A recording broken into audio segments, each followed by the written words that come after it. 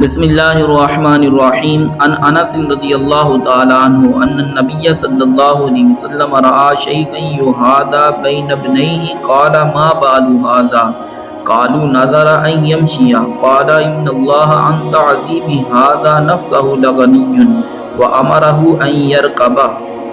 حضرت انس رضی اللہ تعالیٰ عنہ سے روایت ہے کہ نبی کریم صلی اللہ علیہ وسلم نے ایک ضعیف شخص کو دیکھا جو اپنے دونوں بیٹوں کا سہارا لے کر چل رہا تھا۔ آپ صلی اللہ علیہ وسلم نے پوچھا اس شخص کا کیا معاملہ ہے؟ لوگوں نے جواب دیا انہوں نے نظر مانی ہے کہ وہ پیدل کعبہ جائیں گے۔ اس پر نبی کریم صلی اللہ علیہ وسلم نے فرمایا اللہ تعالیٰ اس بات سے بے نیاز ہے کہ یہ اپنے آپ کو تکلیف میں ڈالے۔ پھر آپ صلی اللہ علیہ وسلم نے انہیں سواری پر بیٹھنے کا حکم دیا۔ اس حدیث پاک سے ہمیں یہ پتہ چلتا ہے کہ جب بھی نظر مانی جائے تو با مقصد نظر مانی جائے۔